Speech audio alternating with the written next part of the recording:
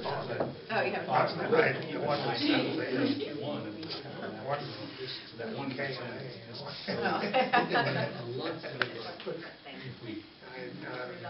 Mike says I said that thing's a And people purchasing bonds at the higher. One thing that is kind of intended for me that way because we have such a lapse. What's that on, $5,000 that we might get? Yeah. Might get. The curb and gutters in. That'll go a long way. That's a good news. Because we That have won't go very far, will it? the conversation about notification and how we, Yeah, maybe we ought to go do something the else of that or how we do that is kind of especially for like your part of the Takes the $5,000 and another big. Yeah. Spend it to get it again. Yeah. Yeah. Put it on TV. It's going to be in some other, a couple sections as opposed to the whole corner lot of a property is tremendously different. Anyway, I think if there was ever a concern, that's what You again? simply necessary. It's me again. So, Yeah. Well, Well, I think we'll go ahead and call the meeting to order. Everybody have a chance to read the minutes of the last meeting? There was one correction. I sent out the corrected minutes later, or today, for you to review, but it was in the projects pending. Did everybody see that correction? It had to do with, JR, it had to do with, the Miller and Associates. I had misunderstood what the Miller and Associates It did conversation something in the was. curb and gutter as to who paid for it. I was inquiring with Miller and Associates as to who normally would pay for that, and I said that's not even a part of the conversation. It was notification of doing that as far as the process. So in those first minutes, it said we were checking into what other communities did as far as paying for curb and gutter. It was either misstated it or she misunderstood. I'm sure I misunderstood. Well, I understood that you said that they were going to They were going to check with other communities. on notification process. Oh, just That kind of thing. notification? Yeah. Oh. Yeah. Okay, so any other additions or corrections? If not, do I hear approval of the minutes? Approve the minutes as read. Okay, it's been moved by Roger, Second. second by Dara, all in favor? Approved. Consent agenda. We need permission for clerk to pay insurance at time of billing, to pay utilities at time of billing, to pay utility incentives before the 25th of the month, to pay theater bills when due, and to pay payment service network bills when due. I'm going to make those. Been moved by Larry, Second. second by Dara, all in favor? Approved. Okay. Well, we're on the new business then. Okay, Janet coming, or you're going to be? It's me this time. Okay, great. Yeah. Well, great. This is our intern, and he's a master's student at K-State, and he is pretty much taking over and turning all of our ideas into reality. You're welcome to stop by anytime. Yes, so our project is like, I already talked to you. So the building is, as we are advertising it as 2021 Washington. So there will be like programs like the art gallery will be shifting from the Quincy Street to the main, like the Washington Street over there. We'll have art gallery, we'll have event space on backside of that, and we'll have a commercial kitchen with storage. And we'll have the garden, which is on the middle of both the properties. So it will be like a campus for us, where you get inside, you have three things. You have the building, the gallery on the right side, you have the event space, and you have the commercial kitchen. So yeah, that will be the landmark for the city, as we are hoping for that. And we are keeping the history of the city intact, history of the building intact, so that that building is 100 years old. So we don't want to like make it a modern building, like demolishing everything. We'll keep this like the skeleton of the building, and we'll update, we'll renovate the interior of it. Yeah, so that's what we have. And we had, like, we were in a meeting, we were discussing about the kitchen over there. So the kitchen, the electricity over there now is like one phase or two phase, I don't know, but we need a three-phase electricity over there. I am not sure we have a three-phase electricity over there or not. But it would be good if we have a three-phase electricity, because the kitchen equipments what we are using for the commercial kitchen is like big equipments like burners and like exhausts and all those things. So I hope we need a like upgrade in electricity thing over there. So What do we have there now? If possible, there's a single phase there now. yes, so that's what we like. That's what we have for that. And he's there 8 to 5, Monday to Friday. You're Yes. welcome to stop in anytime. Just stop by anytime. I'm very happy. I will be very happy if you guys come by and like share your ideas and see what we are doing. And we welcome all the ideas and we'll keep it and we'll try to like put it in the design. Yes. You say the building's 100 years old. Have you been able to do a structural analysis of the... We did a structural analysis. So we are trying not to break or like do too much of like verifications in the structural thing, because we already have, the wall is pretty much strong. So we are not touching those structural things. We'll have the roof structure intact, we'll have the wall intact, we'll have the openings of the wall intact. We'll renovate the materials inside, we'll renovate the floor, we'll divide, we'll have partitions in between the buildings. We'll break the things what was created later in the building, like 20 or 30 years ago, not which was 100 years old. So the structure is also intact. The wood which was used for the like the structure on the ceiling, it's still there. And the basement is pretty strong, rounded like some structural things in the basement so that it stays. So we are breaking the things what we can and what we are allowed to, so that without intervening the present structure, so that in near future the building collapses or something like that. We don't want that. So we'll have the structure like that, and we'll do like there are so many modern like technologies now. There are so many modern materials now that will make the building more beautiful from inside. Yeah. It'll be quite a project. Yes, it is. Yes. You say this is your master thesis, or? No, this is my internship. So this is my summer internship I'm doing. So You should be able to do a thesis out of this. yes, I can. Yeah, that's a good idea. Yes, I can. Yes, a life project. Yeah. Yes. And what is your name? Somnath. Yes. How do you spell that? Somnath. Somnath, yes. So I like for it. I made it easy. You can call me Som. S-O-M. Yes. Thank you for what you're Yeah, doing. Yeah. Thank you. Yeah. My Welcome pleasure. to town, and thank you. Town. There you go. Okay, well, let's jump back for the police report. Okay, sorry I'm late. Got a little busy there for a minute. I've got some stats here from last month, hand out.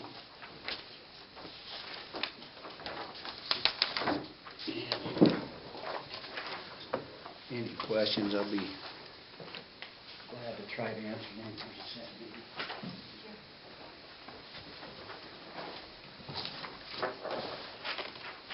Received a quote on 2 computers from Reach Solutions. I believe they're the exact same thing that we had purchased before. Quote price is $749 times 2 at $1498 for that back office on those. So it really didn't matter 1 or 2, they're just kind of a standard price. The workstations in the back office are in. That looks pretty nice. So got a little extra room back there. Did have the carpets cleaned, but it is what it is. It's pretty much shot. But it looks better than it did. So probably sometime in the future we're going to have to look at doing something over there. Yeah, he just got new computers and he wants carpet. Gimme. We had some, and I think it's hopefully fixed. We had another electrical issue with the white charger, and took it over to Androstag, and they found a connection loose underneath the fuse box, I guess, or one of the fuse panels up in the front. It was doing all kinds of crazy things, to include just dying. But as far as I know, right now we're good on that. So we moved up another step closer to being able to have our Narcan with us. I did get the doctor's signature to send back to the state suppliers. So All we need to do now is order it and get some training from EMS, and we'll be good to go on that. So I'm really excited about having that and having it on board. Outside of that, I think that's all I have tonight. Okay, is there enough funds to get the computers? We need purchasing them computers. I think were those not in equipment reserve? I think they might have been computer equipment, yeah. So we're fine. Could be coming out of equipment reserve. Do I hear a motion to go ahead and approve the 2 computers? So, yeah. Moved by Roger, Second. second by Darrell. Okay. Thank you, guys. Any questions for Darrell? If not, do I hear a motion to accept and file the police report? So moved. Then moved by Larry, Second. second by Roger, all in favor? Okay. Okay, Angela.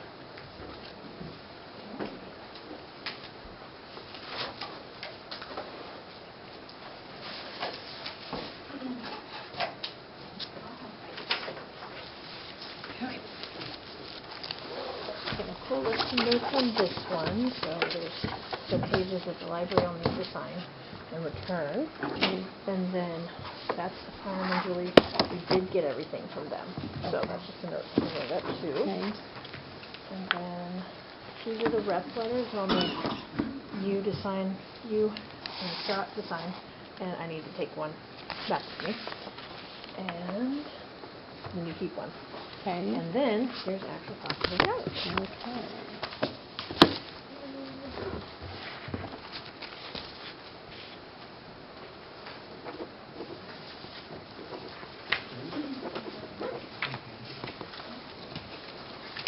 Okay.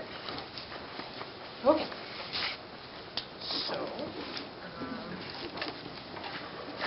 So, good evening. I'm Angela Kettrell with Adams Brown Baird and Ball.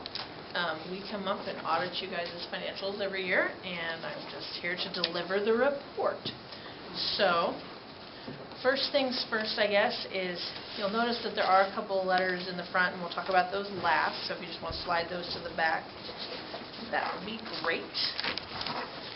Okay, so to begin with the whole thing, on pages 1 through 3 is the audit report. We've rendered our opinion.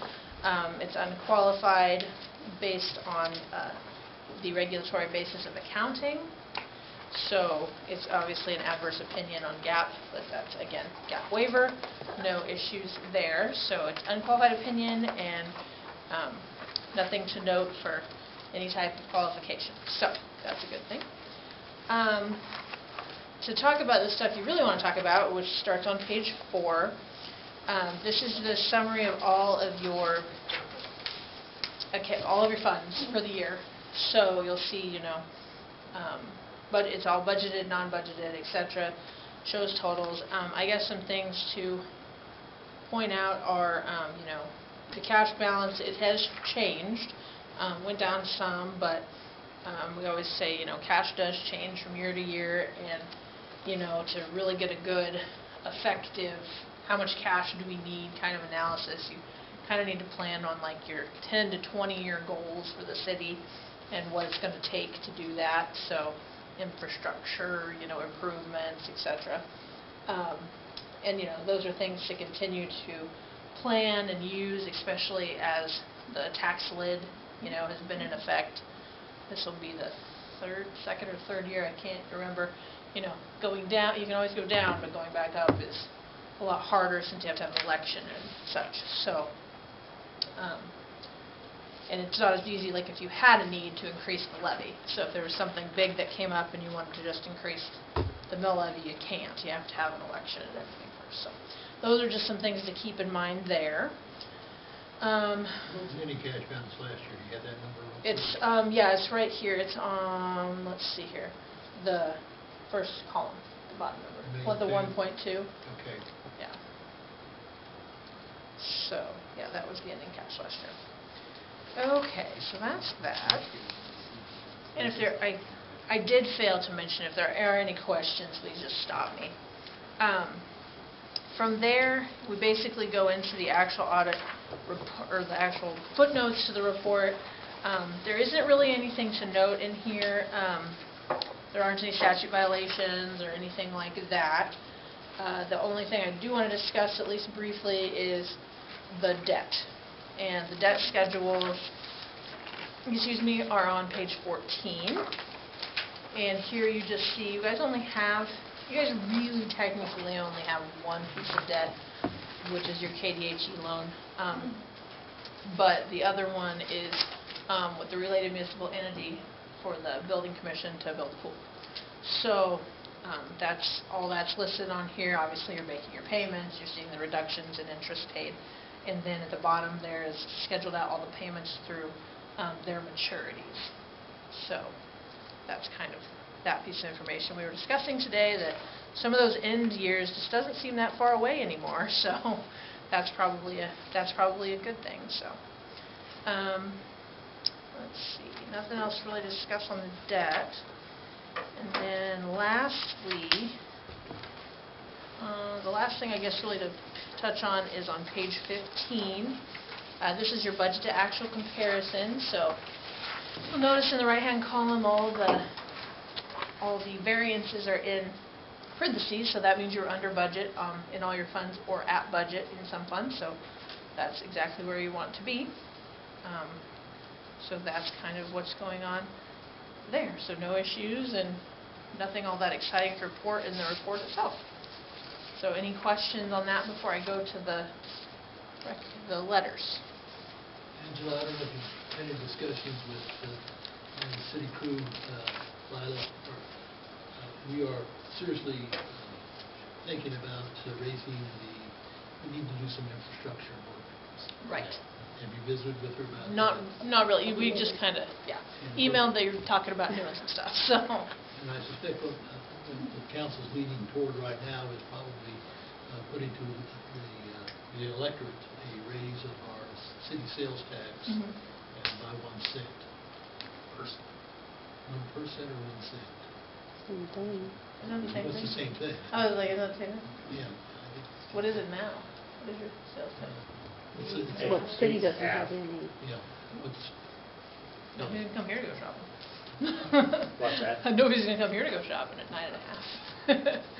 But yeah, that's I mean, basically, it's just the state and the county. right. Put a city sales tax on. Obviously, we have to put that to an election. Yes. Do you have any concerns as the accountant? No, it's Hopefully, we'll pay for the infrastructure. Yeah. Reduce the bonds with the. It's usually a very solid way to raise funds. It's hard, like the thing that everybody did it to build their pool. I mean, you guys didn't actually, did you? No. Yeah, everybody else did, but no, everybody else did their pool, and there was very little resistance toward any of that. Infrastructure, you're just talking about what do your constituents see as valuable. I mean, I would prefer roads that are not completely bumpy, like that already happened, but they're not doing anything either. So, I mean, you'd think that most people would see the value in it. And as far as the cost, if you don't like it, go somewhere else. I think people paying for their alignments see the value of fixing the streets, but Yeah. you don't have any concerns from your viewpoint No. of being an accountant. No, usually no, not at all. It's like Do you have any idea what sales tax rates are in cities? in the area, yeah. Let's see. I've been pretty limited. I was just discussing that there. Let's see. Like Thomas County, Colby is 8.5. No, there's 8.75. And there was some discussion about theirs going up too. And then in Atwood it's 7.5. I think Oberlin it's 7.25. And so you guys are 8.5. What are we eating at? It's just county and the state. Pretty much 8.5. Don't you have the hospital? Does the hospital have one or no? Yeah. What was that one? I was like, Did you back off? they Sales did. tax. They made kind of a bad choice there. That was my thought. Because I'm like, if you'd have left it higher, nobody would care. Yeah, But, they yeah. paid for the pool sales tax, Mhm. then they backed it off. They didn't have anything else on the ballot to replace it, and so unfortunately, our streets will still be not very good. So, yeah, that's kind of the discussion there. So, yeah, ours is lower. But anyway, so no, there's no great way to raise revenue, really. Okay, so discuss, any other questions, I guess, before I go on? No? Okay, so then the last discussion really is on the 2 letters in the back. The first one is the management letter, which we'll send with your audit report. It has the same not recommendation, I guess, the same material weakness that it's had for literally, I don't know, 10 years probably. That there's not proper segregation of duties due to staff size, which is not economical for the size of the city. So, not a big deal. They have lots of checks and balances in place, and that's what's also important. So that's that one. The other one is the governance letter. Basically, this is just our communications letter saying, we worked with your staff, we didn't have any issues working with them. If we had changes, they were willing to make them, etc. So, and then the last part of that is on page 2 and page 3, and that's under the heading audit recommendations. Some of these we've had for a while. It doesn't mean you have to change them, but if we still feel they're warranted, we keep them in here. The first one being, having a formal bidding policy. You guys still don't have one of those.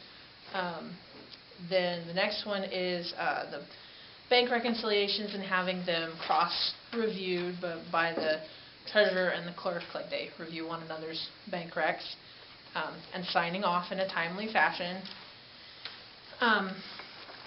Then on the next page, we recommend that you guys continue to work on implementing an accounts receivable policy for outstanding utility receivables.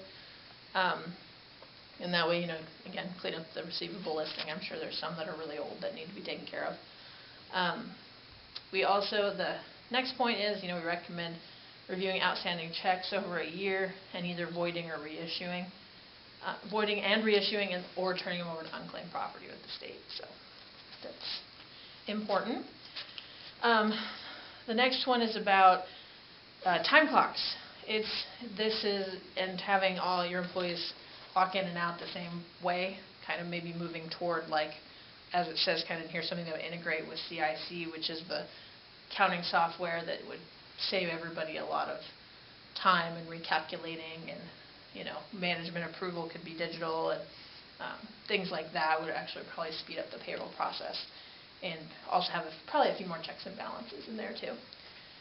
So, and then finally was we did note on journal entries that they were getting signed off on during some of the year, and then it kind of fell off. So we just want to make sure those keep getting signed off on as they're making them, documenting what they're for, etc. So those are our recommendations. Overall, an A+, right? Oh, of course. Of course. So, any other questions about anything there? Nope. All right. Okay, well, thank you very much. You have the letter. Got it. Okay, good. Can I steal a copy? I'll take it back. All right, thank you. Yep, thanks. Thank you. Hold any questions on those? Yeah. All right, thank you.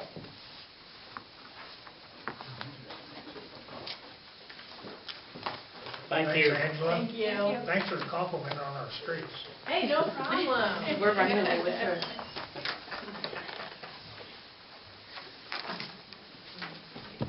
Okay, next is Candy.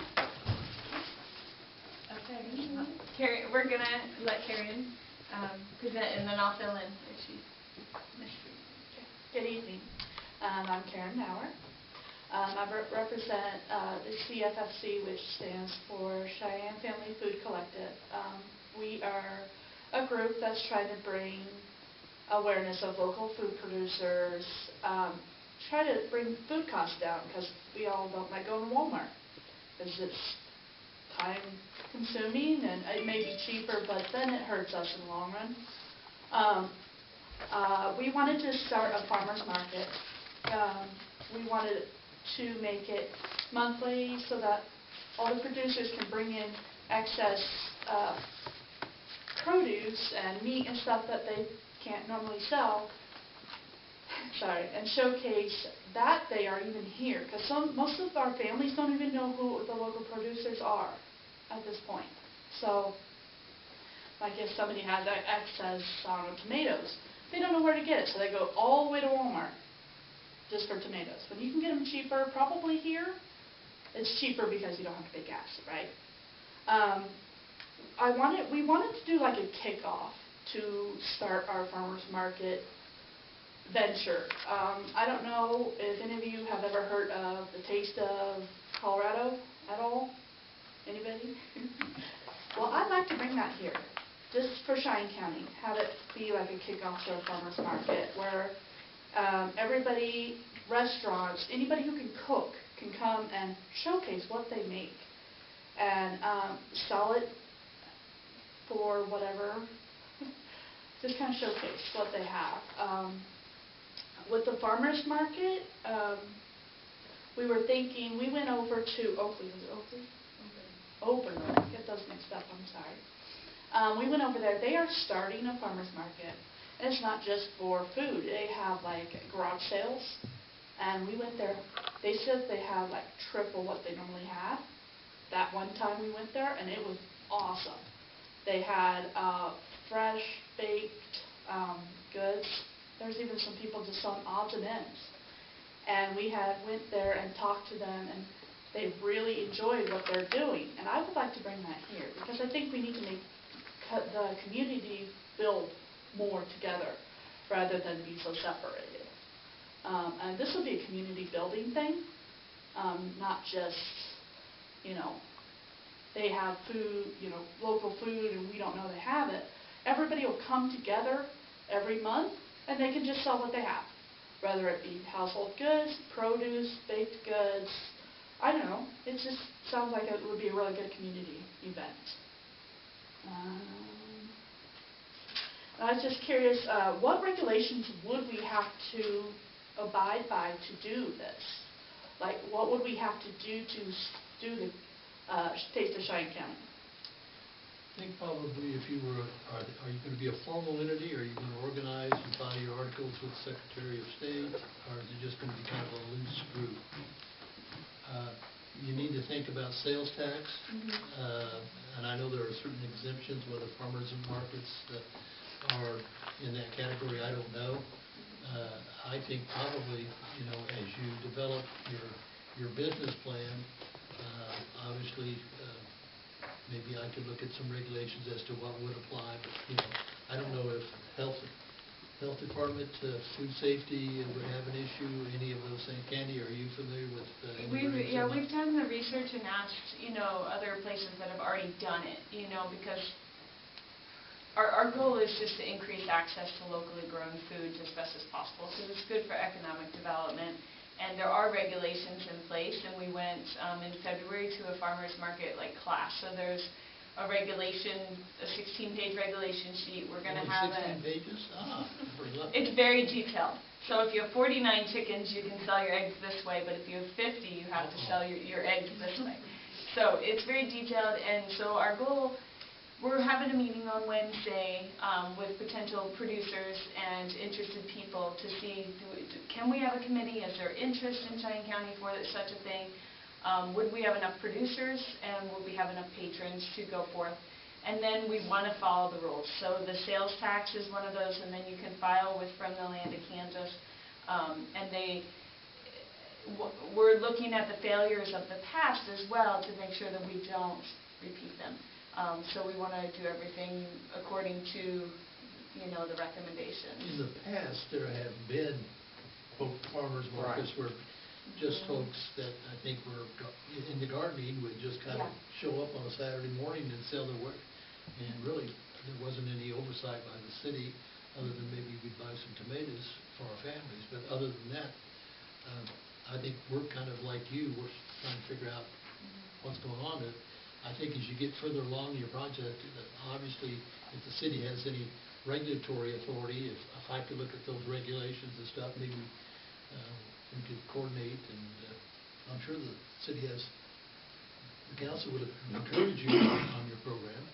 I think there's a lot more, especially locally grown meat that can be marketed. And it used to be down there in between the theater and the office, that was a pretty small farmer's market. I think there's probably a lot more producers now than there was a couple of years ago. But don't you think meat would be a special, that'd be a highly technical item, I would think, No, that would have to be I heavily buy it, regulated. but it's inspected. There's, the Oh, only okay. thing they Yeah, can't yeah. sell is anything cured, but, Yeah, no. there's very detailed rules from Yeah. K-State on it, and so we would, K-State?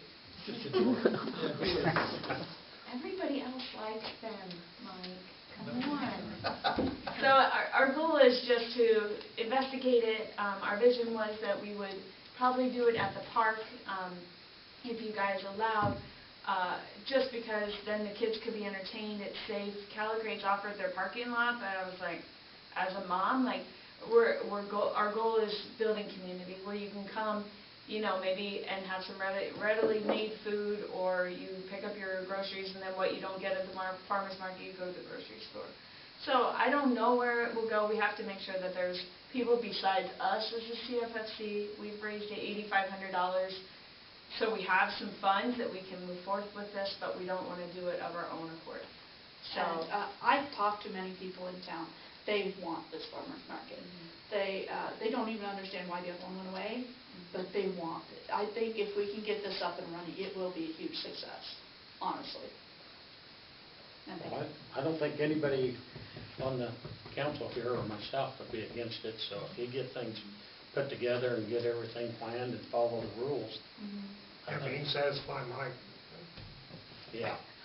is there, Homebrew beer, you gonna sell that? we are not doing any kind of alcohol. Oh. Like, that seems to be a very hot topic in the community, so I already said we are not doing anything like that. I don't want to get a liquor I'm license. sorry. Would there be, Lila had said maybe if we did flea market items, that there would be, we don't want to, I guess we were wondering how far out of the farmer's market, like where is that boundary? Flea market, she said then sometimes it goes to like an event. Do you know where that boundary is? Because I'd like to, we had 13 producers that met in January, so they're mostly food at this point, but if someone says I want to, sell my art things versus my jewelry versus the junk in my garage, I don't, are there boundaries there? I'd rather go forth knowing the boundaries than overstep. What I was pointing out is in our code, farmers markets themselves, there's no fees for a farmer's market. And then some of the other things, selling of other things, there's vendor fees. So my point was, the council can waive all vendor fees. It would be a special event. Whatever it is you're doing, even though it's just not a farmer's market, whatever it is, all combined together, is an event. And it would just be the council would just have to waive any fees, And I'm which we just do all the thinking, time. There's people that can't cook, but they need a little extra cash and they have like abundance of stuff in their house.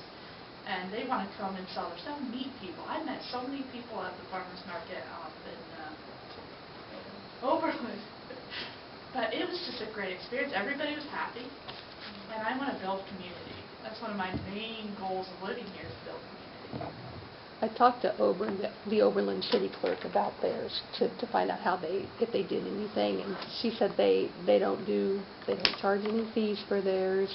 The liability, it was there at the Gateway Center. It's just a farmer's market, so they don't worry too much about that either. So that's what Oberlin Yeah, does. it's a beautiful facility over there too.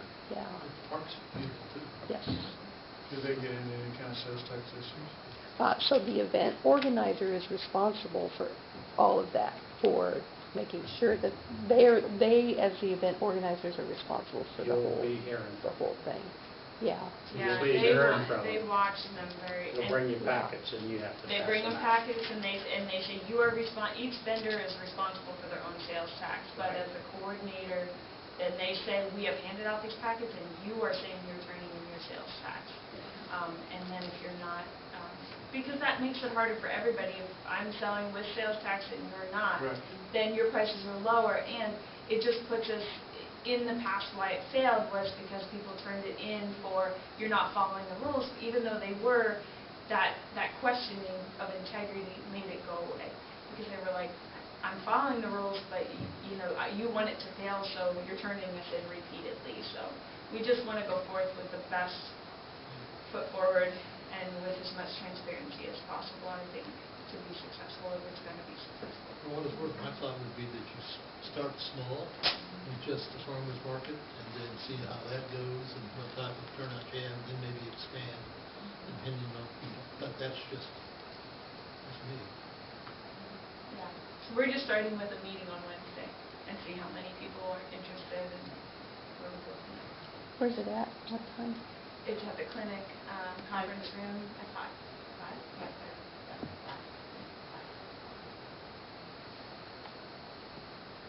Well, if you come up with something else, you have to come back and visit with us about, come back, but I think we're all for it, so. I feel like once we get to that place, that we will come and tell you like what our plan is and what the group decides, because we've decided it can't just be us. Like, yes, we have funds, yes, we have interest, but there's only a core group of 5 of us, so we need more support than that. So we will. Thank you for listening and hearing us. Any other questions for them? Thank you.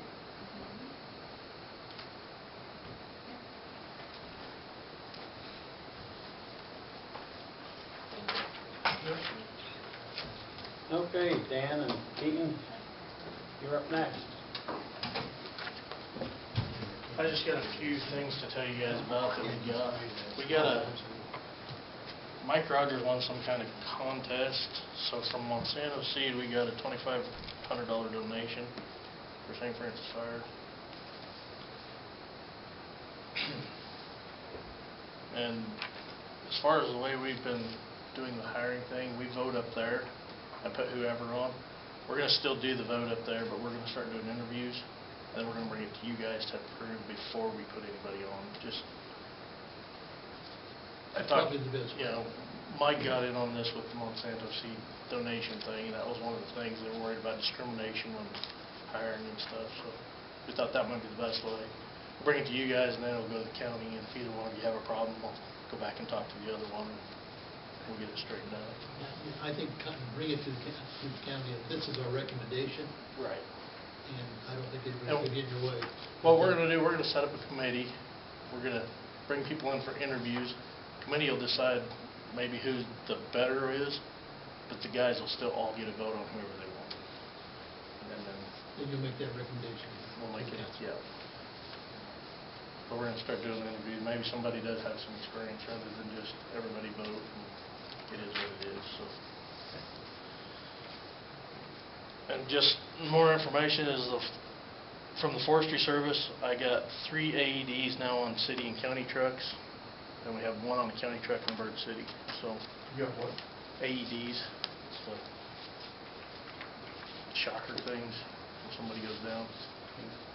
And they give them to us. We're responsible for the machine though. If it gets broke, we'll have to replace it. Anything like that. Teasers? Tasers. Yeah. Oh, seriously, what are those? It's for like if you're having heart attack. Oh. Daryl's got one. After you've been tased, you might feel like you have a heart attack. Don't tase me, bro. And then while we were talking about the hiring process, we do have one guy out right now, Scott Houghton resigned. This is a letter of resignation, if you want to see it, but Lila's going to get it if you guys don't want to see it, so. That's Keaton. All right, so where am I at? When I was in college, a couple years ago. Huh? Did you go to school? Fort Hazel. Oh, all right. That's all right. That'll work for you. I was in a leadership class, and what I was presented is in the fall, that class was contacted by the city of Ellis, and what they wanted them to do was flow test the fire hydrants, color code them to what their gallon per minute was rating, paint the curb, and make it more presentable to the fire department and the city. So in the fall, The fall class, what they did is they got a hold of the city fire in Hayes, and Hayes came over and showed them how to test the hydrants. They had a computer program. I mean, it was a very fancy program compared to what they really needed to do. They tested all the hydrants, and what they did also is, I didn't make a copy of this, but I'll pass it around. They did an Excel spreadsheet on every hydrant, on every street, and they labeled it each part of the town. Here's another copy of it. So what they did is, each part of the town, then they labeled them and made a spreadsheet, and then they tested them per what the gallons per minute rating was. Went through the whole city and did them all. And then my project was a spring project. What we had to do was take all the information, paint the hydrants yellow on the base of them, paint the curve 15 foot each way, and then we had to paint the top per the recommendation of the color of gallons flow. So blue is your best, green is the next, orange, and then you have red. That was what was presented to us, so we went through and did all that. So what I am presenting to you guys is, we would like to do that in this town here, for the fire department would like to do it. What we would do is, Dan has, I found it's a flow tester is what it is, it's not the computer one, but it would read our PSI and our gallons per minute flow.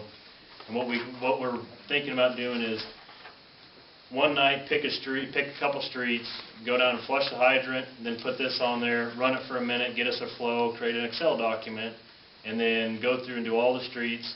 And then what we would like to do then would contact, the football team, the volleyball team, somebody, the community, to go out and paint them all, do the painting that is required as what is needed, paint the curves, and do that. That way it's all up to date. And then we would all know as well, pulling up to a fire, this hydrant's a red one, we probably can't run the truck wide open. Down the street there's a blue one, we could hook onto that one and run that one wide open, essentially not have to worry about, crashing a line. We know exactly kind of what we have to deal with. We're not putting ourselves at risk of, if we collapse a line, then we have to move to another hydrant, slowing ourselves down in the fire. Hopefully we don't ever have one, but if we do have one. Another part of this project is we contacted and we made maps of the town, and it was in each truck, so we knew what the hydrant was on every street. We also had a big map at the firehouse that I created for them. Well, I didn't create. We had a lady down in Ellis, her name was Charlene. She helped do a lot of this. We created a big, I don't know if it was a 5x5 map that actually had every street, every hydrant labeled, from the north side of town all the way down to the south side of town on every street. Everything was color-coded. So essentially it just came down to, we knew, as the fire department, they knew what they were pulling up to. They knew what gallons they could pull off of that hydrant and knew everything of what they needed to do. So essentially, we would just like to, move forward and do this process if you guys would be all right with it and like the idea. A question on that, does it have any effect on the fire rating, like for our insurance? I know we have that based on where they're at. Does identifying them have any effect on that? See, that part I don't know. I mean, like I said, that I don't. It could have a good or a bad effect on, potentially, I don't know. Well, and you can look at, they had quite a few, the city of Ellis, there was quite a few reds and, the orange and lower ones. That's just, it was an older city. You go over the city of Hayes, a lot more bigger lines, a lot more flow compared to, what we would have here as a small town. That I don't know if it would hinder us or not. But we're just, it was one of those, they presented the project to us to finish through with it, and, we did it there. They were very appreciative of it. They liked the idea because then then 15 foot from the curb, technically you can't park on a hydrant 15 foot each way. So we painted the curb. That way it is marked that you can't park there.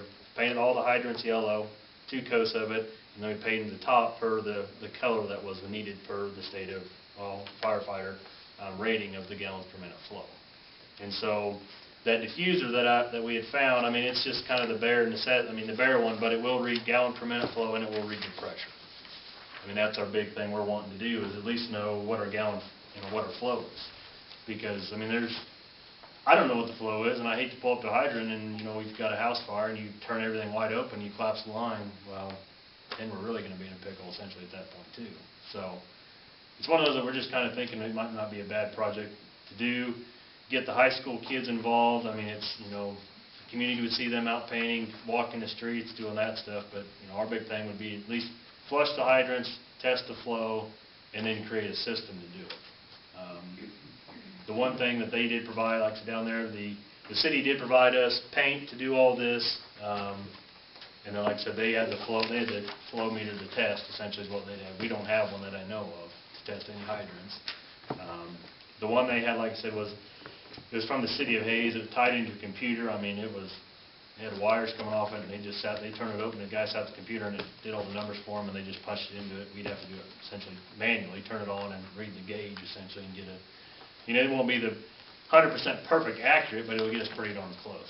I mean, if it's reading 600 gallons, we know it's a red. If it's reading, 1,400 gallons, it's, going to be that green or blue range, so.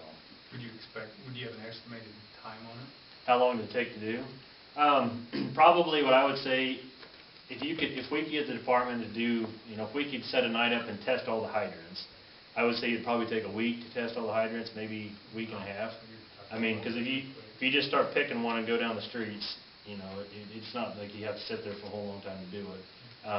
And then obviously create a mapping schedule of how we want to do everything, what they needed to be. And then color-wise, you're going to have to clean out the debris on the gutters, make sure the sidewalk's clean the hydrant off with steel brush and stuff like that. I mean, so the paint project probably would take, if you could get, some community support from the high school kids, something like that. I mean, when I did it, we had the high school kids come out, we had grade school kids walking around with us helping painting.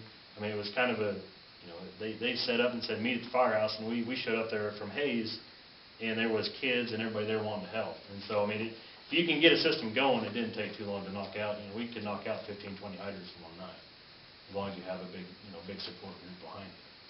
So that's kind of the idea we'd like to do, but we wanted to at least talk to you guys about it. It'd be nice to get people to not park in front of fire hydrants. Yeah. And then, we paint them yellow. That way they're, they're visible, they're seen. That way we know. And then you just paint the top color what it's rated. I mean, it's not too flashy. But What are you asking, cash contribution from the city? Yeah, the big thing we would ask on that side of the city, like I said, the city, when we were down there, the city provided the paint and the paint brushes and stuff like that. But the big thing is this would be a diffuser of some kind. I mean, we have no way of testing hydrants. So I guess that would be our question is it something that we can visit on the city about getting support to do that, or? Are you going to have to look into the insurance side of things at all? No, not at all. I think it's just a matter of useful information for firefighting. That was more curiosity. I thought maybe that was part of it. I think it's a great idea. Well, we No, I'm collapsed not the line concerned one with that. time. What's that? We collapsed the Yeah. line that one time. Mhm. And that's just because we cranked up. No, I mean, it serves a dual purpose. We're Yeah. supposed to flush those hydrants anyway, if they're going to actually test them and put a rating on them. So you need a- No-brainer. you need a $652 would be very. And like I said, you could nice do, for I just one. grabbed one, I just went onto Google and typed in, hydrant diffuser, and that's the one I found. I mean, there's a bunch of different ones, but I just kind of picked a middle-of-the-road one. That one reads, hydrant's gallon per minute, and it has a pressure gauge on it. So at least we would know those two ratings. I'd rather check with Miller and Associates on one of those, like ones they would use, so we could, if we're going to buy one, we might as well get one that would be good for testing like we do improvements or whatever. Okay. So I would like some input on that part of it, but Okay. of course we should. Yeah, there's no reason not to. I mean, it's just, it is something that I did it down at Hayes, the city of Ellis. I mean, we did the project, then we came to city council, we presented our project final, and I mean, they just thought it was the greatest thing in the world we had ever done. And I mean, it was just one project that was handed to us. And it's not like I said, it wasn't a lot of work. It just come down to, what we ran into in the springtime was rain, and we ran into getting people to do it, volunteers, because it just ran, certain days didn't work for certain people. We thought if we could do it in the summertime here, you could work later in the evening. If you have some kids, you have the football team that wants to join in, the volleyball team, just, that, seeing them out there, I think the community would also like that as well. So. Well, why don't JR keep in touch or check with Miller and Associates on a meter, and then as far as the paint, does everybody agree that we'll buy the paint to do the Supplies. supplies? Yeah, because we just took a 2x4 and we made it to where it hooked onto a hydrant. It was 15 foot each way. We just hooked it on there so people knew, okay, this is where you had to paint. You had people sweep the gutters. You threw on 2 coats of paint, moved to the next hydrant. I mean, it wasn't too hard, but it was simple. We created it pretty simple, so each one had a different group with them. So. Be great. What color gets painted on the sidewalk? Yellow. Yellow. Yellow sidewalk, yellow curb, yellow hydrant, and the top will be either red. If you see a yellow curb, that means don't park there. Yep. Yeah, we're something tonight. Because, I mean, it is a statute, you can't park there. I mean, we did find that, it's in my report as well. I mean, you can't do that. And so, we're looking at it as a protection for us, because if we do have someone park in front of a hydrant, and we, have to do all means to get a hose hooked onto it, we want to make sure to say, well, this curb is painted, you can't park there. More or less, he's sending a lot of guys that want to break the windows out really bad. Yeah, so we don't want to do that too bad, I've seen but, pictures of that. I mean, it is statute. I mean, you're not supposed to park in front of a hydrant, 15 foot each way, so. Break out both windows and run the hose Yeah, through. right. You said 15 on 15 each foot side? each way, yeah, is what it's supposed to be. That's a lot of yellow. Actually, it takes quite a bit, but, I mean, it is a statute. I mean, No, it's a good idea. It's a great idea. It takes some time to get it all, get something going and get the people doing it, but it's something that I brought up at the fire meeting a couple times, and Dan and I just said, let's go and present it and see what guys think. Is there a place where we can order like the yellow paint in 5-gallon buckets that would be a lot cheaper? Yeah. Yeah, We can maybe get that check through into that too. our suppliers, yeah. Painting the tops the different colors wouldn't matter, we could get some down here at True Value, Yeah. but. You just get the regular yellow, yeah, that's what they had, 5-gallon buckets, and we just dumped them into we just opened a 5-gallon bucket, and each group had one. Yeah. There were people painting the hydrants, people painting the sidewalk, and then, once the yellow was dried, you paint the top the color, and you moved on. Took 2 coats, so it took 2 trips to do everything at least, but, So the hydrants will be yellow. yes. If the hydrant will be yellow, the sidewalk, or that'll be yellow, but the top will be the deciding Yeah, color. That way they do that way, you get a red hydrant, a red top. They do it to where yellow is the pretty much neutral color, and then it's a visual, and you can see it right away, so. Decorate the town, too. Quick question. Do we want to is the paint coming out of the fire department's budget or just out of, The like, chief the... comes in here and says, we got $2,500, then they hold out their hand and they want more. I know. I thought he was going to say, Yeah, I don't know how to spend that. I just need direction on where we want, it's all in the general fund. I just need to know whether it's going to directly affect their budget or if we're going to take it out of just the general. streets. Yeah, I would touch their budget. Okay, sounds like a very good project. Okay. Here's this. Thanks, guys. Yep. Good job. Yep, thank you.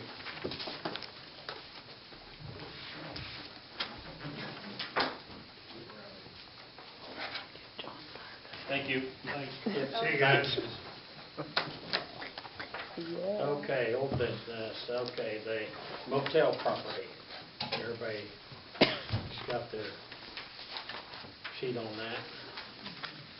And there's no pride of authorship in that, guys. It's just, I think Roger wanted to, to have something that we could maybe disseminate and see if we could get some interest or some expression of interest as to what's available here.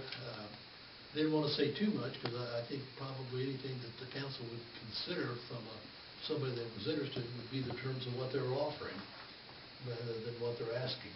So rather than putting too much detail as far as tax waivers, the like, it'd be just solicit offers. I could tell an attorney had written it. What's That's not a that? compliment. Accordingly, weighted consideration. But it said everything I wanted it to say. Okay. Good job. Then I'm just, why are you being a smart ass? because I am. My thoughts on it, I thought this was good, is where do we put it? Yeah, where do we advertise it all? We need to get it out there. Did you talk to Helen at all? I did a little bit, and she made a comment, I'm not going to say it here during the meeting, but she has made flyers up with it and has taken her to her CRETA meeting. I would think that in northwest Kansas, the newspapers in northwest Kansas, maybe from Hayes, and I don't know what, Mandy, what access do you have besides all the ones that what's his name owns, but there's others. As far as, I'm sorry, I don't know what you guys are talking about. Well, We're talking about trying to solicit for Sure. investors for the motel. I mean, obviously, if I were to get something together, I could make sure that, we have papers in almost all the northwest Kansas towns, I'm thinking, and then we talk to Atwood, Rollins County, Square Deal, we always communicate with them as well. So I can certainly share the information if I write something up about it and ask well, them. that, or, I was thinking this should be an ad. A Yeah, paid ad. I agree, yeah. And if you make it an ad too, I can make it a bigger deal because I can write about it on top of it, you know what I mean? Yeah. It's cheaper too, if you advertise in all of them. I didn't know if you had a network where you could help us. You know, we have an underground network, but it's very limited. Roger, I'm kidding, I don't have an underground network. Okay. No. And I didn't know where else, so they Well, mentioned a mile shopper. Mile Saver, I mean, even getting into far west Salina. I mean, I guess it kind of depends on kind of an audience you're trying to hit.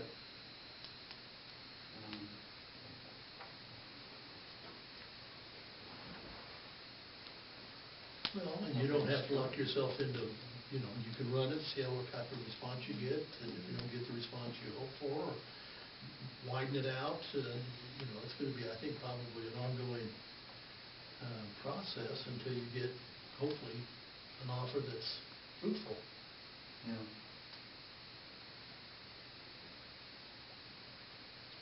How many newspapers is Haynes's? I want to say 6, is that right? 5 or 6, and Uh-huh. he doesn't have that one, he's got Toby, Goodland, Oberlin, St. Francis, Sharon Springs, that's 5. And, I think that's it, yep. But like I said, I talk to the Square Deal all the time, and I can certainly give them whatever information you need. What about internet? Next tech, they have one. What about putting it on the, yeah? Yeah. And the, real close, but we can get it on the alumni website. Yeah. Would there be any regulations as far as a municipal entity doing something with Nextech? I wouldn't think so. Well, that next step gets out along there.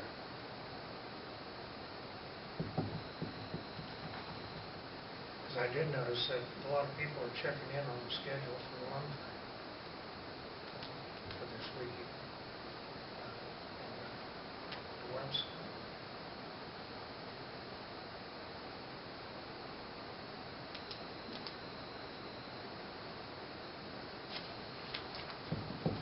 Sounds like you're just gonna have to come up with a list of what areas you wanna hit, where you wanna start.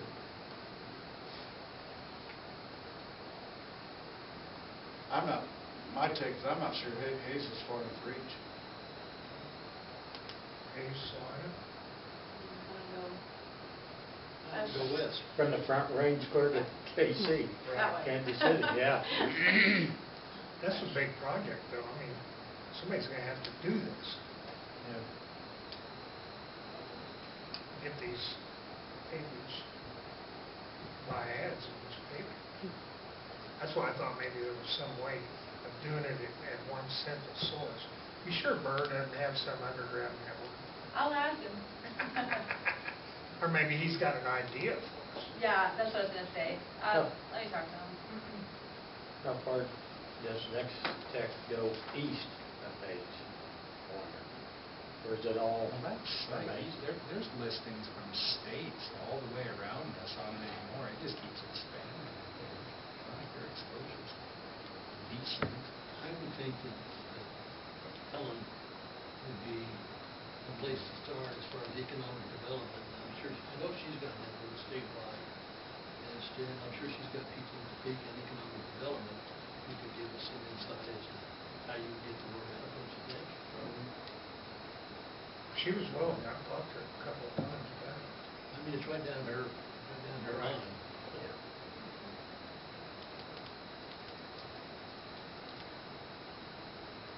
I think she's out of town, to meetings in a few days. All right, put it on my list, if Mandy could find out what she thinks, and I'll see when she gets back to follow up on what you said. Maybe you could check with the Government Journal, I don't know if there's anything wrong with putting it in there. I don't know. I would think that Helen would be the resource. Yeah, I think that would be a real good way to go.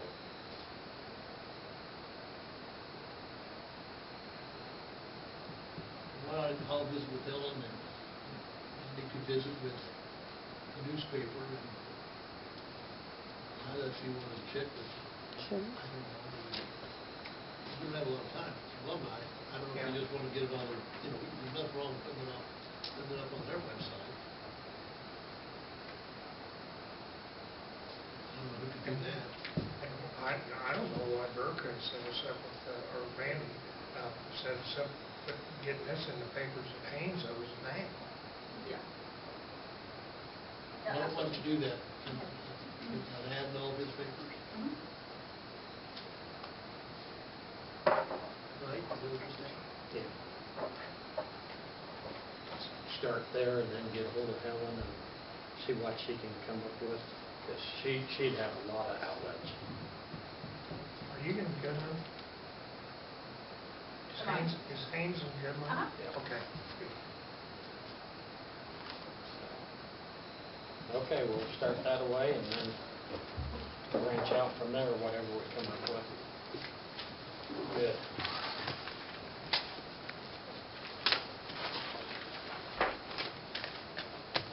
Okay, on to property cleanup.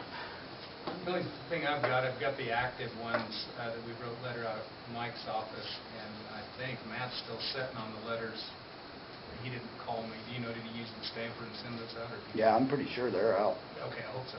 They should Yeah. have been out anyway. Yeah, in fact, I asked him about that, and he said he got that from Jim and then took it back Good, to I us, was so going to call and check they're, on it. So that's the major cleanup we have going. I mean, there is progress on some of those properties that are sold. We had some electricity up in one today that hasn't had it for at least 10 years. I mean, there's a lot of things going on in that realm, but right now it's just these letters where I've got out in this one active one with Brian Swigert, which is stalling out a bit.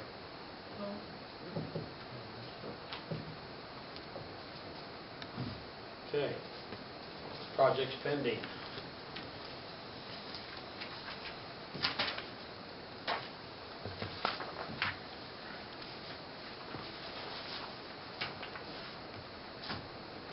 After Saturday night, we'll probably be wanting to talk about the band shell sail shades again.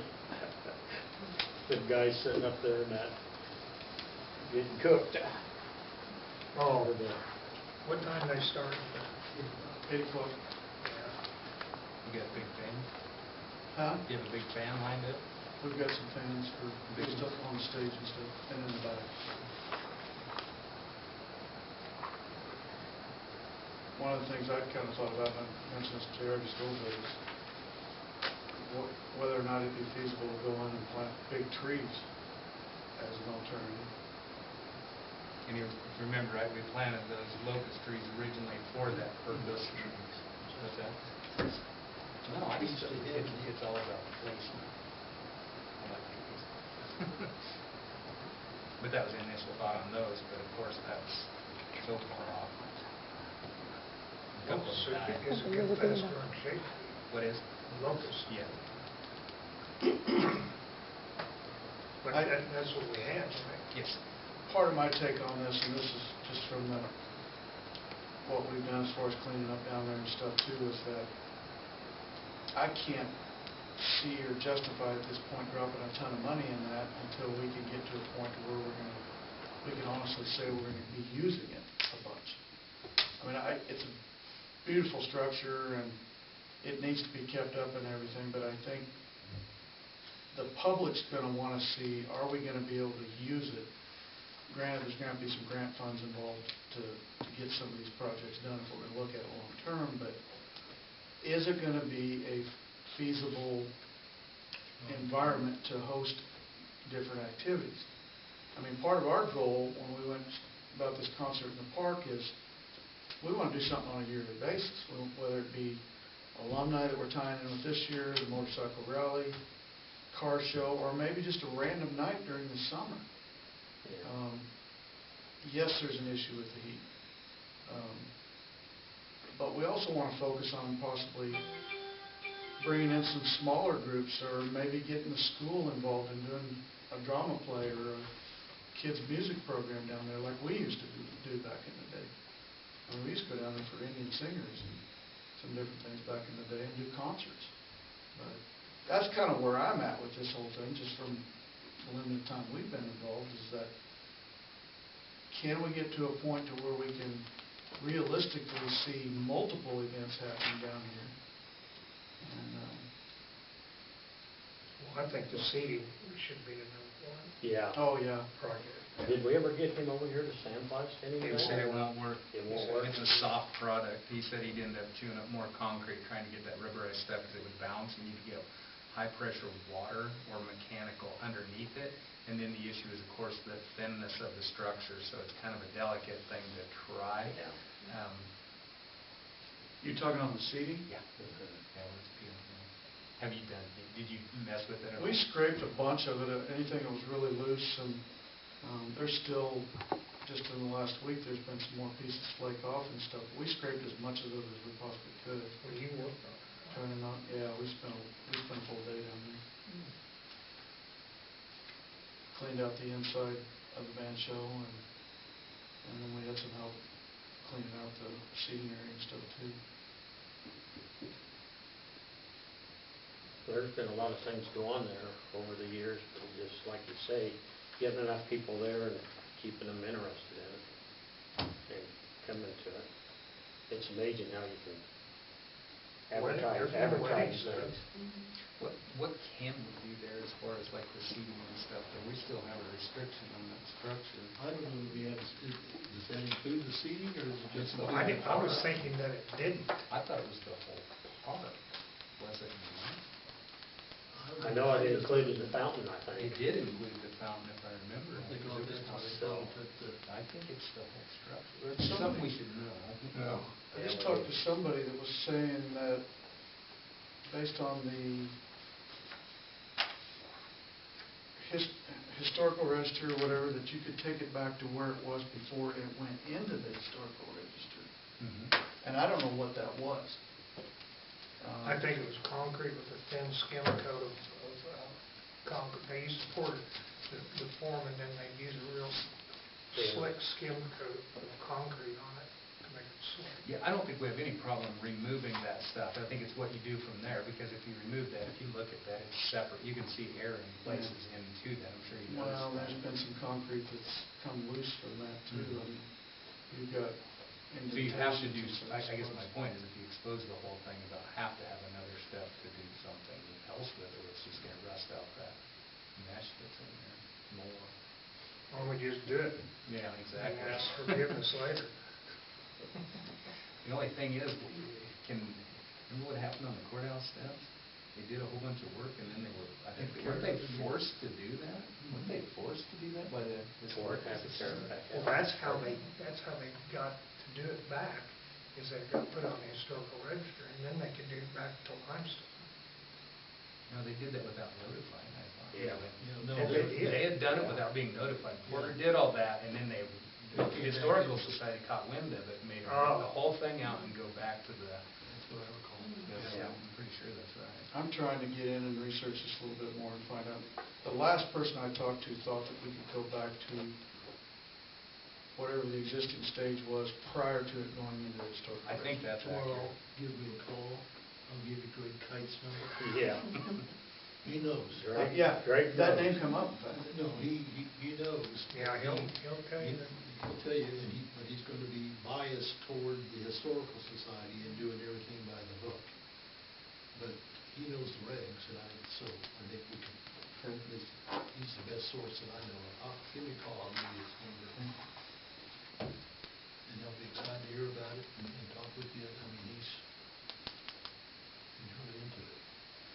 There's been an awful lot throughout the city of Kansas.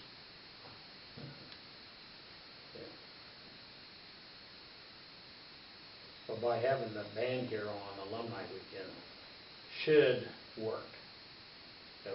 When we had the bands here for the car show, we advertised that in the paper, everywhere, even put signs in the middle of the street, and people would say, oh, we didn't know you was doing that. Well, those things are all over.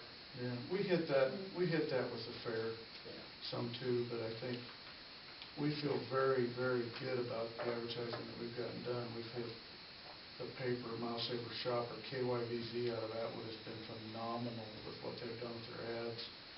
We've done Facebook, we've done word of mouth. We've got people coming from Parker, Colorado.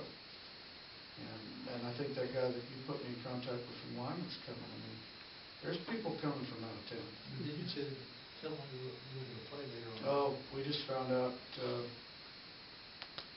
2 weeks ago when we were on vacation that the Long Run has been, they're going to get to play at Red Rocks this summer.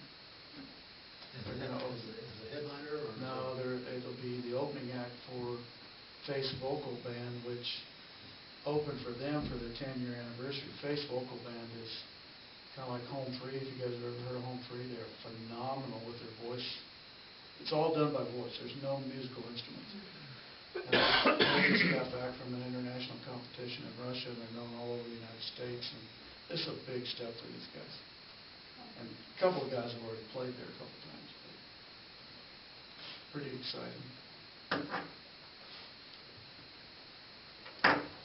Okay, anything else on project spending? Yeah, I want to talk about the last item on there that's just been added. Amanda asked that to be on there.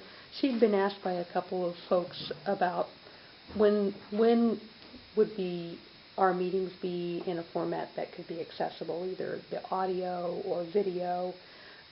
She has offered to take that project on, and as far as the video, and do the research necessary, figure out what it is that we need, so that we do it right, because we don't want to rush into it and just buy something to hurry up and get something out there, because that's not a good plan. But in the interim, I went ahead and created a YouTube channel for the city that can be used for video, but it can also be used for audio, and I have it set up now. In fact, the minutes from the last meeting are out there. It's not public now. It's not viewable, but it can be very easily if you want me to do that. Matt Grogan can put a link on our website, $55, and he'll create a link on our website so people can go and hear the meetings if you would like that to happen. And then that would be like, it's not going to be the best quality because it is audio. No, I'm watching my language. What? I missed something. Yeah, you're going to have to watch what you say. And since this is a tablet, and the quality is okay. It's not great, but it would be an interim thing. It's up to you. Technology, I don't think it's going to take that much to put a camera up. Oh, I don't and either. live feed it. I mean, you could live feed it or record it straight to the server or whatever. We had our local cable here. We used to broadcast. And She wants to do, and we thought if we're going to do it, but to do it right, we need to have microphones at different places so that everybody's heard, because you have one microphone that's on the camera, it's not necessarily going to pick up everybody's conversation. And if we're going to do it, we need to make it so people can hear. Yeah, I mean, that's the whole point.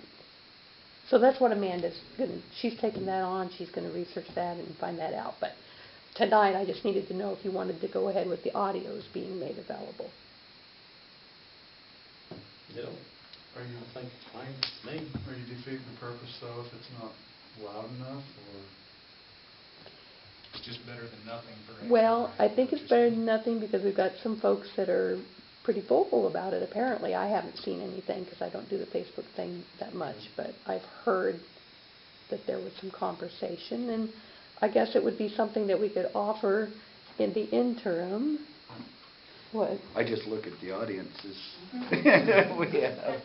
Well, I'm glad to see so many of those folks signed up for the election too. Well, the comment was to contact me, and I would let them know where we were, and nobody did call me, so I don't know. Well, they don't want to find out what's happening.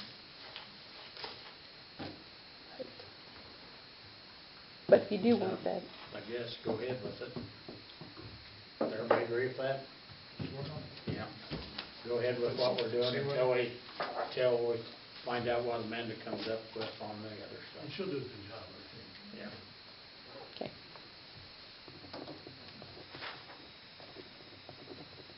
Okay, Keller Pond report. Looked like Jared commented that last meeting he treated again out there for the milfoil and seemed to have a lot better luck this time, for lack of a better word. Well, we went and actually tried to mechanically remove some, and I think we had a kill on the first one, so I think we probably Okay. got a potentially a really good situation with it now. Met with Dave Fleming and Tom Keller here Thursday night, and everybody seems to be pretty happy with the way things are going at this point. The trail's been treated by the city guys. Looks really good. It's in good shape. The mowing's been kept up on.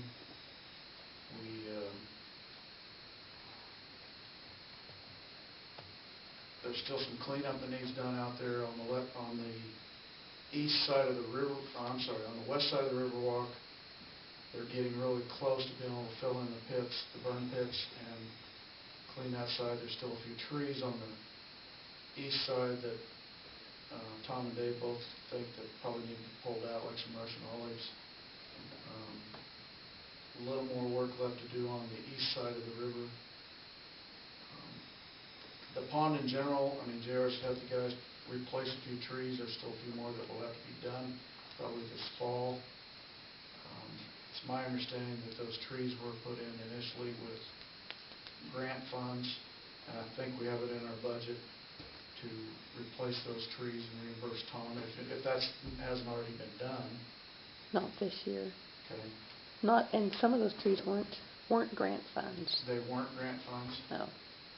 Some of them were, but not all of them. All in all, I mean, there's a few minor cleanup projects that we'll need to work on, like picking up some concrete, and it might be as simple as organizing a general cleanup event. We're going to look at possibly getting, once all the work's done out there, possibly getting somebody to come in with some kind of a landscape rake and just pick up any branches, trees on the trails. But we walked it, the whole thing, and I was pleased with the way it looked and the way that the weeds have been controlled. All in all, I'll give kudos to JR and the guys that have been working out there, because I think they've done a good job. And there's a lot more that Tom would like to see done, and I think we've got to be a little bit realistic about what we can actually accomplish in the time frame and everything. But that's part of what Dave and Tom and I are trying to work on, and laying out some long-term plans, and not only staying within the city's budget, but trying to keep a general scope on it to where we're not trying to get everything done tomorrow, and we can lay it out over a certain time frame. Now, you keep saying Dave and Tom and you. Is this a new committee that's been formed after the last one? No. We haven't been able to catch Brock. Is that what you're asking? Yeah, and I can understand that too. Yeah. But basically, we were trying to get Tom's input on what he's thinking needs to be done. I've had 2 or 3 emails from Tom. That's part of where I'm getting back to. We need to look at what our budget is, what's realistic. Tom at the initial stage had wanted a whole bunch of area mowed out there. And I'm looking at it from the aspect of let's make it what's the word, Jerry, help me out here? Just nature. A naturalized area. He's got a park thing in mind more so around the pond thing, which is there's, significant expense to maintenance and upkeep on that. I mean, it is a nature area. In fact, KDWP, who supplies the fish, frowns on that. And that's where we're getting into the interpretation of what it's supposed to be. Basically, what we're doing with that is we're cutting a couple of paths that will go to the pond from the parking structure, and then also on the east side, cutting a couple of paths that will go into the wraparound trail when it's completed. If you want to see it at its best, look at it right now, though, before that milfoil takes on, before they start irrigating. Right now, it really is a really nice. Yeah, it looks good. What about around the edges there where it's caved off and washed out a ways? How are they taking care of that? David talked about going in and backfilling with dirt. That's above my pay grade, for lack of a better word. I don't understand how that works. I thought you'd have to go in and put some kind of rock or concrete. Yeah. I think JR's talked to Dave a little bit about that. I've made that material available to him, Okay. but he's been put in trouble fixing the erosion on the corner, I think. Because there was two or three places that There's were a going to get really significant- bad. Yeah, in that north corner, yeah. But there's also some runoff that you can't exactly figure out where the water's coming from. From the parking area going around that corner, yeah, it's taking the top of the trail off. That needs to be shut down. One of the other things he mentioned, and I think it's important to bring this up, is that evidently there was a tree that had fallen on the fence that the city put up. And Dave even questioned this. That tree was on Tom's property north of the fence. And Tom thinks that that's the city's responsibility to clean it up, and Dave and I don't agree with that at all. And I'm not trying to start a fight or anything, but I mean, that's where we've got to look at this from a realistic standpoint and try to keep it under control. I don't know how else to explain it, other than to be point blank about it. You just did. Yeah. That's exactly the epitome of the entire project. There's lots of other projects that Tom has discussed. I'm still digging into finding out where these projects are in the long-term plan, how much of it's already been paid for, how much of it's under grant funds. A lot of research to be done yet.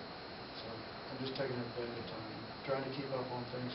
And I'll say it again, JR's been extremely helpful about helping maintain this, and this is the best that I've seen it since I started looking into this, and then even before that. It's the best it's been since we started. Is it just the handicap area that needs to be finished before that phase for grant funds? My understanding is the grant funds for that are sitting there for the handicapped access, and then there's got to be a little bit of some millings or something put in from that point to the bridge walkway. There's also a culvert that there's some discrepancy on whether or not that was part of a grant fund, whether or not that's been partially paid for. That's another thing I'm digging around to find out where that's at in the process. I can't answer that at this point. But we are waiting on Brock. We've contacted Brock multiple times to hopefully get that in and get that behind us, because it's my understanding that those grant funds are sitting there to take care of it. That's it. Things in a nutshell. The concept is we can't think about it. Yeah. Okay. I hear a motion to accept and file the colored fund report. Moved by Dara. Second. Second by Roger. All in favor. Theater report, do you have anything? They didn't have enough people for quorum again, so that's going to be something that they're going to be looking into, figure out what they need to do to get different members or something on that board so they can get quorum. And the only thing that we really talked about, you guys may already know this, that we've done away with the paper movie bucks, and now we have gift cards, loadable gift cards. $10 is the minimum that you can load on them, but you can put as much as you want, and they're reusable, and I think they're going to be really nice. Very convenient. That's it. Okay, pool report. Other than crazy weather, the pool's been running great. JR was very helpful getting the guys to adjust the temperatures higher for at least the first 3 weeks or so to offset some of the cold water issues that we've had in the past as far as people expressing displeasure with the water being too cold, like for swim lessons, swim team and everything. Granted, it takes more chemicals but everything seems to have leveled out, right? We haven't had any issues. We did have the boiler blowout on Saturday night. We had bad weather Saturday night, but that was all taken care of. Water temperature, according to the kids, when I talked to them today, is right back where it needs to be. Once we get to warmer weather, we can back the temperature off a little bit. But I think we've alleviated a lot of problems Swim team does. by bumping it 2 or 3 degrees. It's amazing how much of a difference that's made to the kids. Yeah, now if you can just get the kids to show up. Yeah. And it's packed every time you go by there, it's really very packed, you know. Forrest seems to think that we're averaging 75. I've seen it as high as 125. We've seen it as low as 5, based on this weird kids. This weird weather that we've had, and hopefully we'll get some warm weather. I mean, I'm looking for a really good turnout this weekend on Saturday. And we're running. Mandy, you might mention this too. 1 to 7 for the pool, and it's free admission. Saturday? Saturday, just like we did for last year. There was some misconception on the free admission from what I've been told back there. And it's free admission for everybody? Everybody. Adults get their friends? There's no way to distinguish. We had a couple of local people that said that they were turned away because they weren't alumni, and I've had no verification of that, and I can't believe that would have happened. But regardless, I'll say this, the Saturday before last, the swim meet that was here, was the first one of the season, there was only 4 teams here. There was a lot of people there. And they have July the 6th.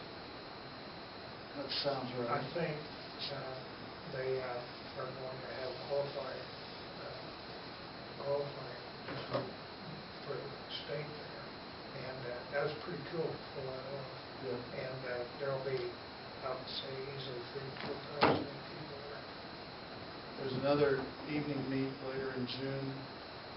Maybe that's a pre-qualifying meet, I don't remember. But then, yeah, that's a big deal to have a qualifying meet here in Yeah. July.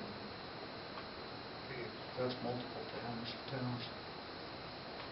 I'm I don't going to have compliment anything real quick too, everyone, all the teams talked about how well run it was, how Good. it was really good. It was just smooth and it was fast, and as a swim team parent, you know how sometimes it can last hours longer than it should, and it didn't. It was wonderful. Who was in charge? Holly Keats was really the one that was doing all the calling, so yeah, she did a great job. Well, she's an organizer. Yes.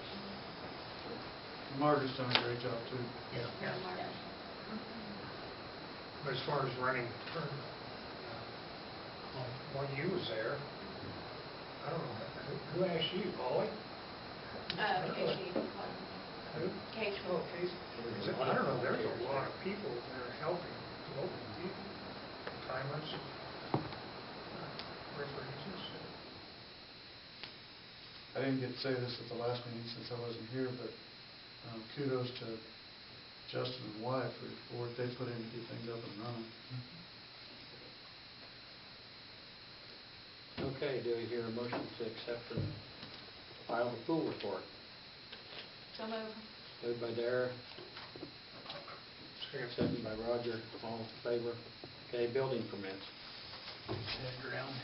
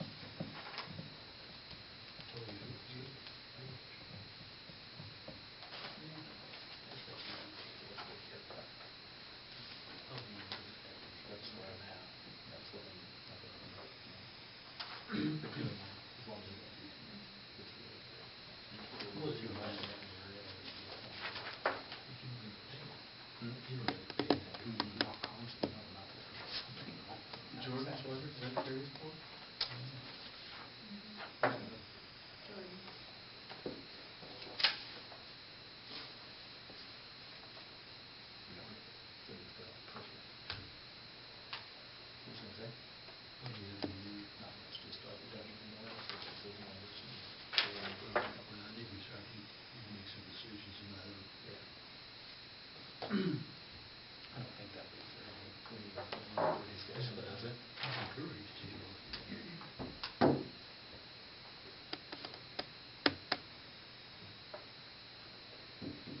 Okay, do I hear a motion to approve the building permit?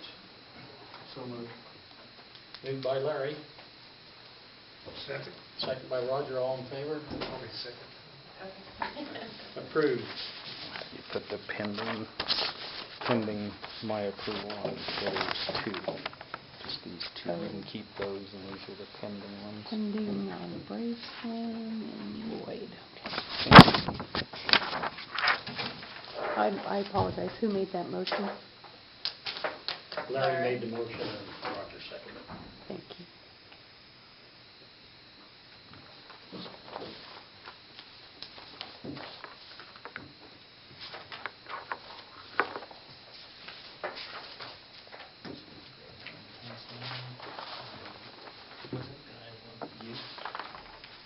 This is just a quick letter I'd emailed RBW doing the electrical engineering, and he put out a proposed schedule, so this was just his email response to me, I guess, to make it clear what it is that he's just putting the final touches on it to put it out for bid July this year, this next month.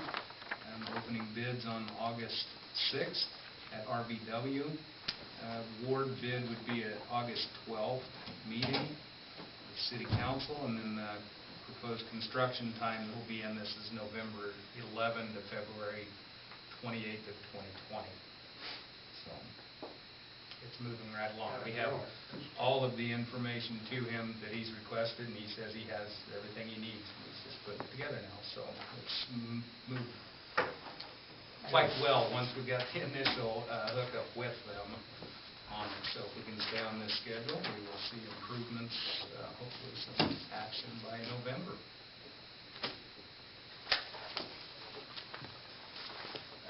Just a comment that the airport water project, I think I've made it kind of clear what a cluster that was, and I guess I'd just like to suggest in the future, if there's something of that scope, to have a general contractor. I think it's wasted a tremendous amount of my time and the city crew's time in building as you go. That it just doesn't work well. That's been a mess, but I think we're just about completed with the electric. I just felt necessary to comment about that for all the time we've put into it. Plus, it took you guys a month off of your other stuff. More, and we're still not done. The actual water line changed position, and then it extended further without, it's just been the constant from day one. There should be a project that should be proposed, accepted, built with whatever minor changes there are, but this thing was literally changing its direction while it was being done, and it just doesn't work well. What's that? And change orders only be paid for. Yes. And I think the city was correct and right in those extensions, that, that was all a matter of just really poor planning. Bottom line, it was a mess. And I don't like being a part of that kind of thing. I think it makes the city look bad when we've done nothing to do the best we can. So, the next letter I'm going to send around is from Miller & Associates. Send that around. I just got this late, so I haven't had a good chance to review this much. But I have one of these two. But we do have the preliminary estimates based on that map that I provided the council. Of course, that went straight to Tyler Hilmer with Miller & Associates. And if you just read the cover letter first, it's just preliminary, working on the information, go to CDBG. But of course, these are numbers that we can initially work on for our proposed of how we're going to retire some bonds. I think it becomes really obvious once you look on the third page of the second handout. Before it gets overlooked, we do have a next step. We do need to okay them to, and all it is to send out for prices to get the core samples on the streets so we can get down to true numbers of doing the work on the streets. Can I get that approval on that, just so we passed it? The core samples? We need to have those done. Yeah, we have to have those to move Did I hear forward. a motion to go ahead and have the core samples done? So Moved by Roger, second by Larry, all in favor? Yeah. Great. Can I interject here? Sure. We're looking at some serious deadlines here, and if we're going to have this ready to go to a mail ballot election by the fall in order to coincide with when we have to make the grant applications. We're into the process now, also, I think, where we're going to have to start having some serious negotiations with bond counsel as to the amount of the bond and how do the configuration as to whether or not we can pay for it with a 1 cent increase.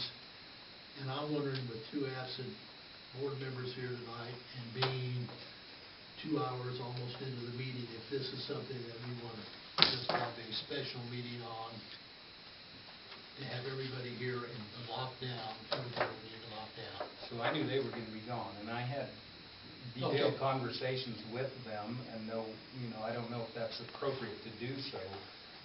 It is, but not to discuss and vote. Yeah, no, okay.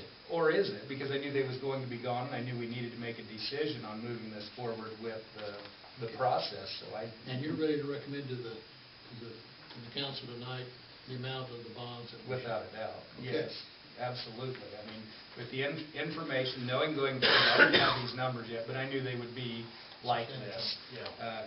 So if we was to do, even at the 1 cent, 1%, whatever you want to call it, that could only retire a debt of, say, $900,000, I think it was, wasn't it? We had the amortization sheet on that thing. So it's really obvious, the best case scenario is 1.3. I guarantee you it's higher than that. There's going to be some removal. All that one is to mill out 2 inches and overlay. The other number, the left column to that, is complete replacement. It's going to be about 3/4 angled at that higher number, I believe. It's going to be in the $4 million range. There is no way anything less than your 1% is going to allow you to do the first project and be able to take the next step. Now, the next step is one of two things. After you complete the project, you do direct expenses of that 1% into streets, which I think is a mistake, or you apply for further grant funding to do projects where part of it is paid for by CDBG. But one or the other has to take place. Otherwise, we do probably less than 1/3 of this first map, which was a phase 1. That is only the first step. There's still other streets that need a lot of work in that. Yeah, but we're looking at retiring these bonds over a long term. Yes. So you're talking, okay, a $4 million issue. Are we talking 20-year, 15-year term? Well, we had that amortization when she brought it, when we had the 1% thing, right? Didn't you have some numbers put together on that at that one meeting? No, I thought we did. We talked about it. Maybe yeah, that was it. well, that's been so long ago, I don't remember. But it Okay. wasn't at $4 million. I What's don't that? remember that number being talked about. No, it never Oh. was. No, Oh. it was not. All we talked about was what the tax, how much we could retire in debt. On an annual basis. On an annual basis. So and we probably should put that in front of us, but there is no way you can do it for less than the 1%, because you either have to the direct cost of it, or you have to have the matching funds. Obviously, if you reapply for the grant, then half of it's paid for by them, no matter what. If you want to do one project and be done, we can do the 0.5%. But the grants, if we apply for those and get funded, we can apply that to debt service. No? No. Apply No, to debt that would be service? the next project. So the first year, the maximum we can get, and Miller and Associates and the funding people that were here suggested we do 50%. So if we do a $1.2 million project, CDBG pays for half of that. We have $600,000 to retire. 2 years later, when that work is completed, we have to have some way some form of income on the city's behalf to be able to issue further bonds or use that money as direct cost. Otherwise, we're a one-off and we're looking for money again. There's no way. So you're talking about a total bond issue of $4 million?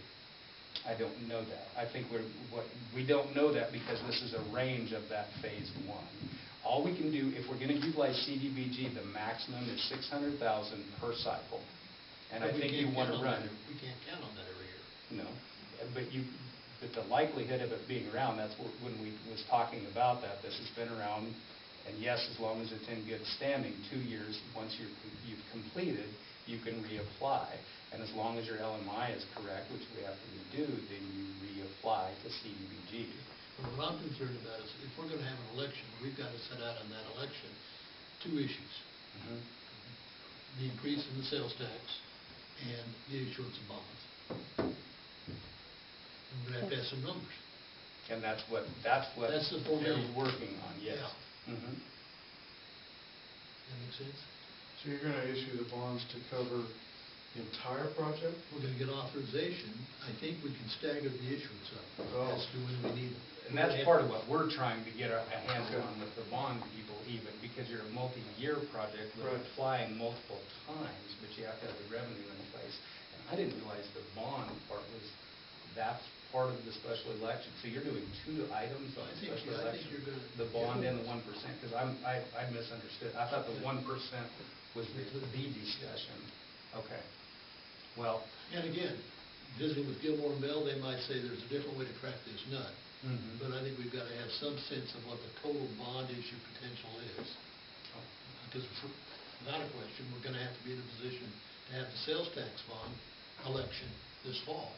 And what did the Scott say? We need a 90 days. So we're looking at making a decision in the second half, a final decision in the second half. But don't you do a special election on the bonds again in the next cycle, is what it does? That's why I'm asking. That's what I don't know. I don't think so. So do you do 3 cycles? Do you do 1.8? I think what you do is you get an election to fund this, to issue this many bonds, and then hopefully be able to stagger them as the projects go on, as far as putting them out to be purchased. So you're just holding them in a queue. Essentially, you're saying you can Yeah. utilize them, but you're not paying, they're not being used, so there is We're not no paying interest on it. them. Now that's starting to make sense to me, okay. So at a minimum, it's 1.8.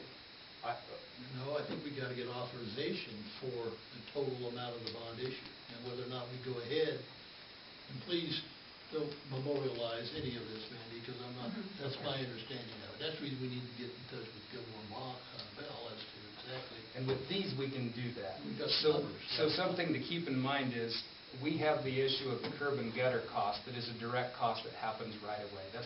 Those numbers are actually in this item, because we still have to pay for it, which is probably in excess of our cash value, which means we have to finance it. Even though the suggestion is that we'll do it through the taxes to get it back, or assessing it back, right? Yeah, but that's a whole different process. Agreed, but I'm just saying that it's included, but it does have to be part of the bond. The money's included, but the process is totally different, because you have to go to the property owners and see whether or not we do it by ordinance, our resolution, or whether we do it by petition, which is the way we would prefer to do it. Okay, so I have so having just got these numbers tonight. Just a curb and gutter. So the discussion tonight, I think, is that there's zero doubt that regardless of how we do this, we need the 1%. That we can say is a fact if we're going to move forward with the large-scale project of doing this. We need advice from Gilmore and Bell to have a meeting to say, this is the amount that we're going to do it, this is how we're going to stagger it. So we just got this information tonight. I wasn't able to have a discussion with Mike about that. So we do need a special meeting to find out that amount to make the special election include the bond value. Okay? I would think And so. you don't have to use the whole thing. You just need the authority to be able to issue those bonds. Now we're on the So same. that's what I was just going to ask. If we could do the $5 million, and then if it only costs $4 million, that's all you bought. So that's all the bonds you issue. Yeah. But I think we have to have an election on the sales tax increase and on the authority to issue the bonds. Which is not, the third leg to that stool is going to the property owners as to how we're going to finance and how, not pay for necessarily, how they're going to pay for it. You know, because they can file a protest, and then it goes, you know, we get ourselves into, it's not a done deal that we can force these people to do the curb and gutter. It's none, even when it's written. We can do it by resolution, but they can file a protest for that resolution. I didn't know that was an issue. I thought it was simply because it's written that was the case. You're still looking at, you're still looking at wrapping the curb and gutter back into the bond issue? The money has to, otherwise we're You have to have spending the out of money cash reserve. You have to have it in hand, Yeah, and you then gotta you're pay for it financing up them front. to pay it back over time if you From the assess it. taxpayers? Yes, from the individual owner. Property But you gotta pay for the Property owners contractor still pay immediately. for it, but we, There's a special assessment on the tax rolls. But they're just basically paying part of the bond. They can make them put it. And is there any way to split that? I'm just throwing it out there. Yes. there You is. know, I mean, It's a if, decision of the council. yeah. well, the property owner has his choice too, that he can pay for his 50 feet or 100 feet, and he can just pay for it. What she's saying is her cost share between the property owner and the city. In the city, I'm just throwing it out Do we- there. Is You where know, we're making them do this. But we're That's happy what- for that's them. that's the way it is. It's gonna be hard, I guess. You can draw a line. Some of them If you up- take somebody up like Dave yonder. Board down there that spent 15,000 on his, you know, Yeah. all of a sudden everybody else is getting half the deal. That's done. I agree. I don't know that it's right that we make the property owners pay, because there's some communities that don't. But, God, I don't know how you draw the line. Some property owners may just have a little section, and then some of them have to have their whole, Right. Yep. you know. I was gonna say. Yeah, I know, Indian part of you the got Sunny Hill Ridge, and two that's- sides, yeah. Is the people who only have a single thing have to pay for it anyway, Mhm. but yeah, it's. I've got a trial tomorrow. I will get a hold of Gilmore Mordell on Wednesday, visit with Sharon, whoever she designates me to visit with, and then I'll get with Lila and JR, and then let them decide whether or not we want to have our special meeting to knock this down. Is that okay with everybody? Absolutely. I apologize. I really thought, I thought the 1% was all, the only thing that was going at, which is the obvious part of the scenario. Yeah, that's how we were funded. Right. Now we have to, Okay. Is that all right? Yeah. Okay with you? Absolutely. Yeah, no, we've got details we need answers from you. And then I'll, after we visit with Lila and JR, we'll get an email out to everybody and they can. I assume that the reason there's a 3 months, we've got to do this 3 months ahead of time, that gives the public a chance to respond. Got to educate them too. Well, we got to educate them. Educate them, Yeah. yeah. The county clerk said it's going to be mailed out. That's what he says, yeah. That's interesting. Yeah, that'll cut down on expense. And I don't know how what the benefit would be or the detriment would be as far as potential for passage. As far as I'm what? not throwing any Yes, flies on potential the way for down here to passage. our Oh. post office, but the other thing, it takes 2 days to get the mail to North That's Platte. the reason they need 2 the months. 90 days. Yeah. If that's okay, Yeah. it's on statute. Okay. Very good. I didn't bring anything else to need. These 2 major projects are really what we have obviously going. Everything we're doing right now is just to try to be ready for alumni as best we can for our streets and everything, so unless anybody has any comment at all. Oh, actually, I need 2 minutes executive session. I apologize that I discussed, I guess, what would you call it? I'm not sure what you're talking about. Oh, well, it would be a, Comp issue. yeah, for an Potential legal individual, issue. an individual work comp issue, yes. Okay, do we have a motion to accept and file the superintendent report? Some of them Moved by Derek, second by Larry, all in favor? Attorney report? I don't have anything, except I'm going to request executive session on legal matter for 5 minutes. Okay, clerk report? Okay, hold on a second. You'll find out in executive session.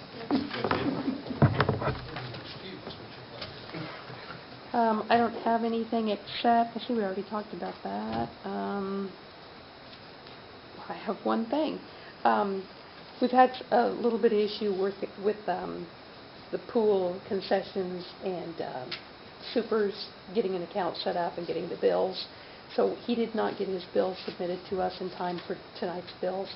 So I would just like a motion to be able to pay when we get the bill from the grocery store for the concessions, to be able to pay it out of cycle. So if somebody can. May I hear a motion to approve paying the bill out of cycle? Make it. Moved by Roger. Second by Darrell. Everybody in favor? Okay. And the only other thing was, I just handed it out with all the yellow markings on it. I saw JR looking at it earlier with a puzzled look on his face. That was just for information, just to show. All this shows is all the cities in Kansas and what their local sales tax is. And the yellow ones are cities of the third class, similar size to us. And I guess the interesting thing that I found was mostly just to point out that a 1% sales tax is not unusual. Many, many, many communities have that and more. And so this was just kind of information. I kind of had fun looking at it. It's probably a moot point, but if anybody wants to know what the total sales tax is in these communities, it's all out on the Kansas Department of Revenue website. You can find all this information out there, so just, yeah. So, does that explain it? Okay, do I hear a motion to accept and file the clerk report? So moved. Second. Moved by Derek, second by Larry. All in favor? Approved. Okay, council comments. Roger? Derek? Larry? No. We did get this up at the roadside park, pass it around. I think we are charging too much for electricity. I don't know if we need to kind of take a survey of something like that too. I don't know. But we got a thank you letter from basically the VFW and the Lions Club. That was for getting benches ready for Memorial Weekend. We always take a load of benches out to the cemetery. And then the other day, called JR, which the benches are handy enough that we took them up to the museum because they had a flag returning deal going on that evening on Thursday night. So I think they're going to send us another card. I told them they didn't have to. I'd mention it tonight, but just thanking the city and the crew for doing that for them. That was a pretty impressive service up there. And Jeff Mines over in the church probably gave about a 45-minute talk on D-Day. And I'll tell you what, there wasn't a person moved. He had everybody's attention. My grandson, he was good.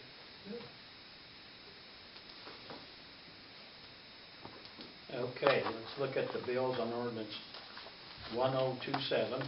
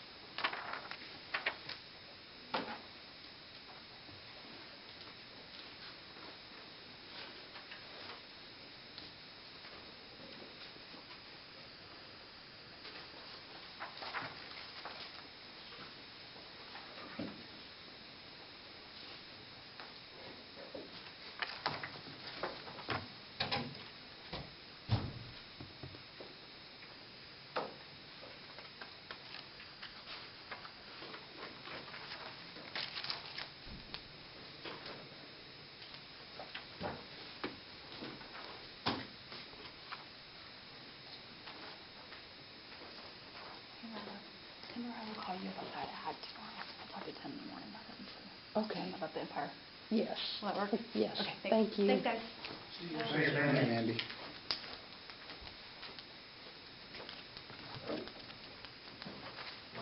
you find that receipt from No. COA? So you didn't get paid. There was a paper in there that looked like it should have been a receipt, but it was blank. It had nothing on it. And it was in the box, but I threw it away because it was blank. I'll get another one. Yeah. Because I came straight from the office with it. That. You're sure you used your personal card? Yeah. Oh. I know I did. Because I went in and tried to see if they could take it off there and put it on the city. Because there was a couple in there that were $80-some. This one was And 91. oh no, I don't remember one. I'm sure it was 91. I think I went back and I might have it in my ticket. I think I did go back and get one after I got it off.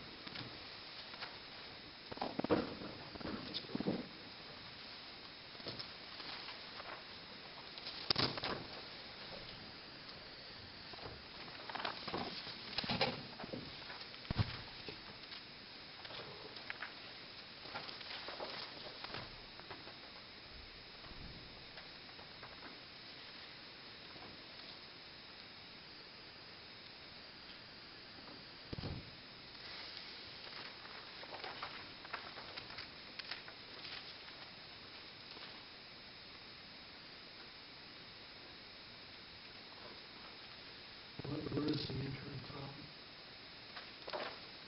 Oh, they told me. I don't remember. Middle East?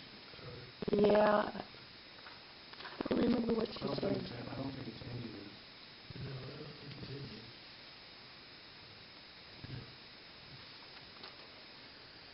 I think it's good summer.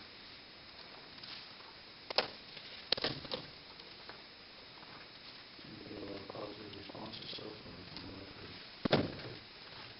Where's he staying? I think he's staying in Canyon Rapids, out of the law. Okay, is there any questions on the bills? The motion to approve the bills on ordinance 1027. Moved by Larry, Second. second by Roger, all in favor, approved. Do you have the ordinance, the warrant register thing?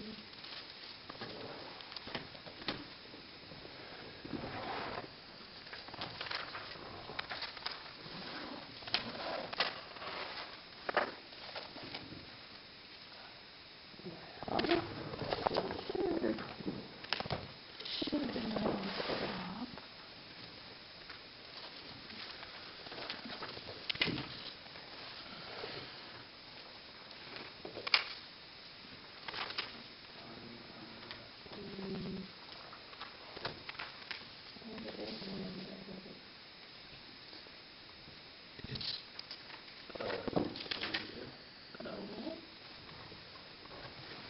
Well, I'll just create another one and I can come in and, That will be gone tomorrow. For sure, maybe longer, I don't know, but. if you can stick around for like 5 minutes after this, I'll create another one. Okay. Okay, we'll go to executive session. Who wants to go first?